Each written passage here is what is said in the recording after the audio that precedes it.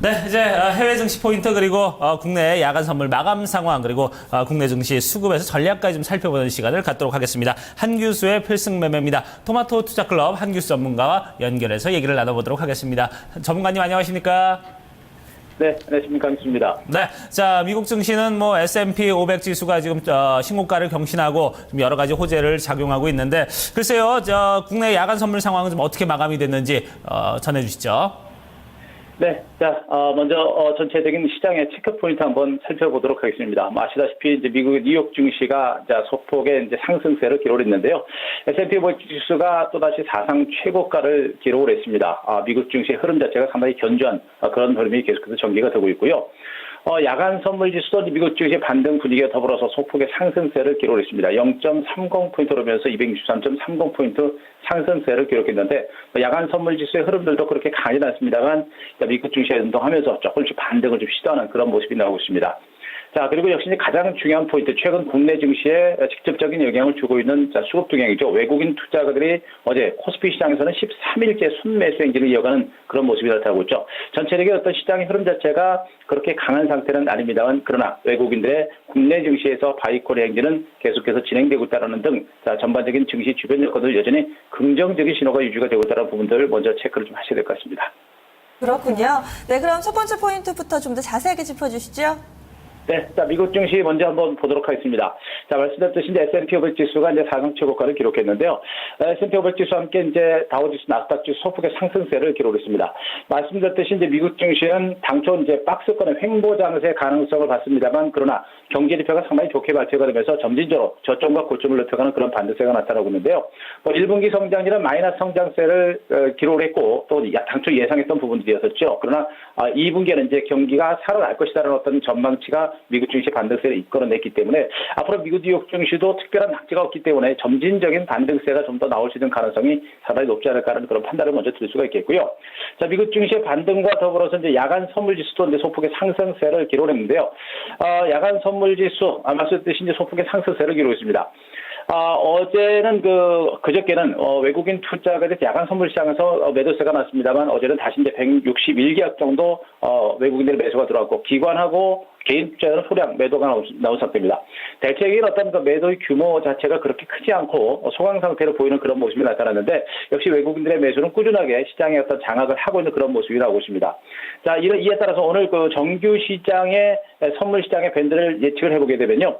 어제의 선물 지수 밴드와 비슷한 그런 어떤 그 위치를 보일 것으로 예상되고 있습니다. 어제도 선물 지수는 대체로 소폭 강박과 약박 정도 예상을 해드렸습니다만 오늘도 마찬가지로 외국인 투자가들이 그렇게 공격적인 매수가 나올 수 있는 가능성은 높아 보지는 않습니다. 대체로 그래서 오늘 정규 시장의 선물 지수의 밴드는 263포인트 정도에서 263.50포인트 소폭의 강박 정도였던 흐름이 나올 거로 보고 있기 때문에 아직은 시장의 흐름 자체가 뭐 본격적인 급등을 보기는 쉽지 않을 겁니다. 따라서 우리 시청자들도 이런 선물 지수의 밴드를 보시면서 선물 저점 정도에서 종목에 대한 접근 전략을 가능하는 이런 전략이 좀 더 바람직할 것으로 보고 있고요. 자, 마지막으로 지금 이제 수급 동향들을 보시게 되겠는데요. 외국인 투자자는 말씀드렸듯이 거래소 시장에서 지금 13일째 순매수를 기록하고 있습니다. 문제는 외국인 투자자들이 지금 선물 시장 쪽에서는 매수 규모가 좀 줄어들고 있다는 부분이고 그리고 코스닥 시장에서는 다시 117억 정도 순매도가 나오고 있는 부분이 좀 부담으로 작용하고 있죠.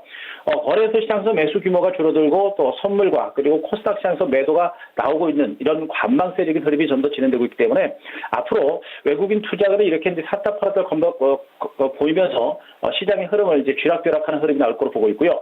점진적으로 공격적인 배팅보다는 점진적인 매수가 들어올 겁니다. 그런 가운데 앞으로 우리가 주목해야 될 부분이 뭐냐면은 기관 투자자들의 매수세가 좀 더 강화될 수 있는 가능성이 좀 있습니다. 따라서 기관 투자자의 매수세가 여기서 좀 더 강화된다고 한다면 앞으로 외국인과 기관의 쌍끌이 매수한 반등장도 나올 수가 있기 때문에 우리는 이 시점에서 전반적인 어떤 외국인들의 수급이 살아있는 상태에서 기관 투자자들이 어떤 종목 중심으로 들어오는지 이런 포인트를 가지고 시장을 보신다고 한다면 앞으로 주도주 포착에 좀 더 유리하지 않을까 이렇게 먼저 정의를 드리겠습니다. 네, 자 어제는 이제 외국인들의 매도 여기에 휩쓸리지 말고 매수가 분명히 있을 것이다 이렇게 말씀을 해주셨는데 그게 좀 맞아떨어지는 그런 모습을 오늘 보여주고 있는데요. 자 그러면 이제 외국인과 기관까지 이제 같이 쌍끌이 매수 요걸 좀 지켜보라 이렇게 말씀을 해주셨습니다. 자 그럼 오늘 장 투자 전략과 그리고 관심 종목은 어떤 걸로 가져가는 게 좋을까요?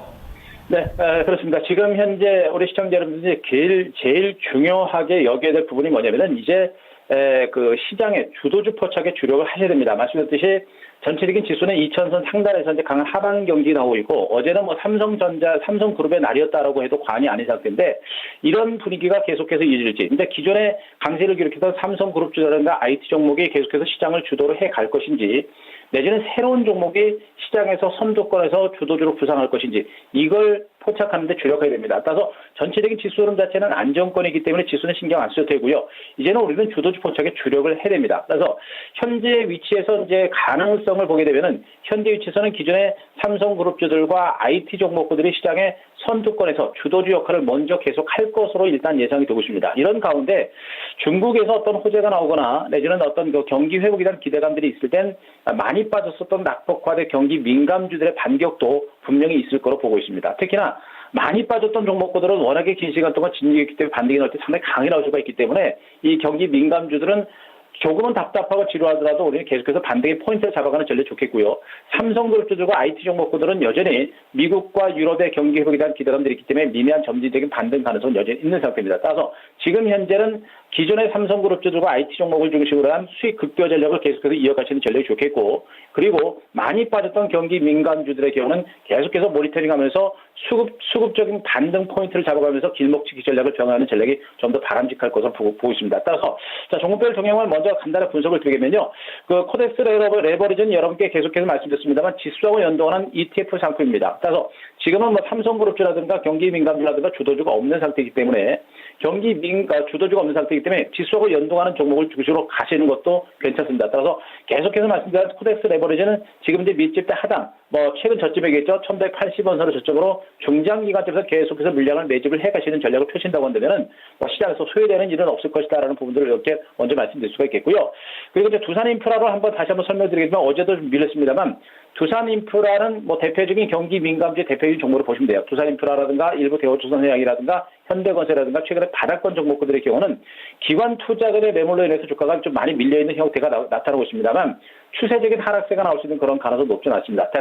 따라서 이제 두산인프라는 직전 저점 11,800원 선의 지지 여부를 좀 확인하시는 게 좋겠고 이것이 지지가 되는 상태에서 기관 투자금의 매수가 강하게 들어오는 시점이 강도 높은 반대 시점이 될 겁니다. 따라서 경기 민감주들은 우리가 투매하는 전략보다는 관망하시면서 기관 투자의 매수가 강하게 들어오는 시점이 공격적인 매수의 포인트가 될 것으로 보고 있으니까 모니터링하면서 수급을 확인하고 거기서 매점, 매수 포인트를 잡는 전략이 필요할 것입니다. 마지막으로 삼성물산과 삼성그룹주들을 간단하게 여러분께 좀 분석을 드리겠다면요. 지금 삼성그룹주들은 삼성전자에 대한 외국계 증권사 리포트에서 이제 반대세가 나타났습니다. 지배구조 개선에 따른 또 이제 지주회사로 전환에 따른 기대감을 가지고 반대세를 기록했는데 삼성그룹의 지배구조 개선에 따른 최대 수혜주는 바로 삼성물산이 될 것이다라는 부분을 보셔야 됩니다. 삼성 SDS 상장과 더불어서 또 삼성 지배구조 개혁에 따른 최대 수혜주가 삼성물산이라는 부분들을 감안한다면은 앞으로 우리가 삼성그룹주도 볼 때 여러 종목 보실 필요 없어요. 그리고 오늘부터는 삼성그룹주들이 전반적으로 좀 쉬어가는 흐름이 날 겁니다. 쉬었다가 다시 가는 흐름이 나올 수 있는 거 보고 있기 때문에 앞으로 이제 삼성물산 같은 것들은 중간에 좀 쉬어가는 과정이 나올 때 중장기적인 재반등을 모색할지 여부가 결정이 될 겁니다. 제 생각으로는 중장기 재반등이 나설 거로 보고 있기 때문에 단기적인 어떤 눌림 목조적이라든가 쉬어가는 그런 과정이 나올 때 그런 부분에서는 다른 종목도 보지 말고 삼성물산을 집중적으로 잡으시고 삼성물산을 중심으로 끌고 가는 이런 전략을 펼칠 때 최고의 결과가 나올 거 보고 있으니까 복잡하게 생각하지 마시고요. 삼성그룹의 지배구조 개선과 관련된 최대 수혜주는 삼성물산이다라는 점에 포커스를 맞추고 종목에 대한 접근 전략을 가능하는 게 좋겠다라는 점까지 말씀드리도록 하겠습니다. 네, 한규수 전문가님 도움 말씀 고맙습니다. 네, 고맙습니다. 네, 전체적으로 이제 경기 민감주는 관망한 추세로 지켜보고 그리고 이제 지수 연동할 수 있는 코덱스 레버리지나 아니면은 꾸준히 어떤 삼성주의 어떤 이 눌림목 여기서도 좋은 추세를 가져갈 수 있는 삼성물산 이런 곳에 좀 주목해서 봐라 이렇게 말씀을 해주셨습니다. 저희도 좀 참고를 하도록 하겠습니다. 자, 지금까지 한규수의 필승 매매였습니다.